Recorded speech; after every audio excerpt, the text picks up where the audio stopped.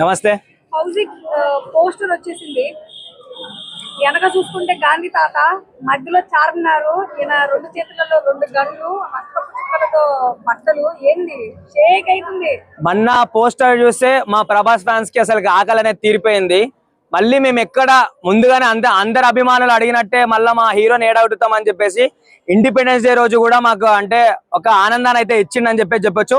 నిజంగా ప్రభాస్ అభిమానులకు నిజంగా ఫ్రీడమ్ దొరికిందని చెప్పుకోవచ్చు.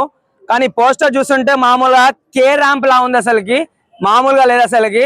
అంటే ఇక్కడ పోస్టర్లు చూసుకుంటుంటే గాంధీ తాత లైక్ ఆపోజిట్ వేలు వెళ్తుండు, ప్రభాస్ ఆపోజిట్ లో వేలు వెళ్తుండు. గాంధీ తాత ఏం చెప్పిండు, అహింస చెయ్యరాదని చెప్పిండు. కానీ ప్రభాస్ అన్న మాత్రం మా ఫ్యాన్స్ జోలికి వచ్చిన లైక్ సినిమాల లైక్ రౌడిజం చేసినా సరే హింసించి మరి నరుకుతాం అని చెప్పేసి చూపిస్తుందని చెప్పేసి నాకు పర్సనల్ గా అనిపిస్తుంది. చాలా ఆకర్షిస్తుంది. లైక్ నిజంగా చెప్తున్నా, ఇంత ముందు సలార్, కల్కి ఈ సినిమాలు రిలీజ్ అయినా సరే ప్రభాస్ అన్న ఇన్స్టాగ్రామ్ డిపి అయితే మార్చలేదు. కానీ ఫర్ ది ఫస్ట్ టైం మార్చిండనంటే చెప్తున్నా కదా, కలెక్షన్లు రికార్డులు మొత్తం పగిలిపోతే అసలు కలెక్షన్ అమ్మ మొగుడు ఎవడన్నా ఇండస్ట్రీలో ఉందంటే అది one and only dinosaur Prabhas అని చెప్పుకోవచ్చు. నాకు తెలిసి ఈ ఫౌజీ మూవీతోని అన్ని వుడ్లు అంటే హాలీవుడ్, బాలీవుడ్, కోలీవుడ్ ఇవన్నీ మూసుకుపోతాయి.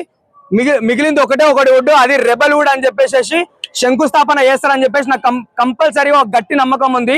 ప్రభాస్ అన్న ఫ్యాన్స్ కి అయితే నిజంగా హిట్ కాదు. ఆ రోజు December 3 రోజు మాత్రం థియేటర్లు తగలబెడతాం. ఆల్రెడీ మా అన్న ఏమంటారు సోషల్ మీడియాలో లైక్ పోస్టర్లు పెట్టేసేసి లైక్ సోషల్ మీడియాని తగలబెడుతుండు. కానీ December 3 రోజు మాత్రం ట్రోలర్స్ ఎవరైతే ట్రోల్ చేస్తుర్రో మళ్ళీ ఇది ఇంకో ఏమైతుంది రాజాసాబ్ సినిమా లాగా అయితే అని చెప్పేసి అని అంటుర్రో వాళ్ళందరినీ తగలబెడతాం. ఆఖరికి థియేటర్లు కూడా తగలబెడతాం అని చెప్తున్నా. జై రెబల్ స్టార్.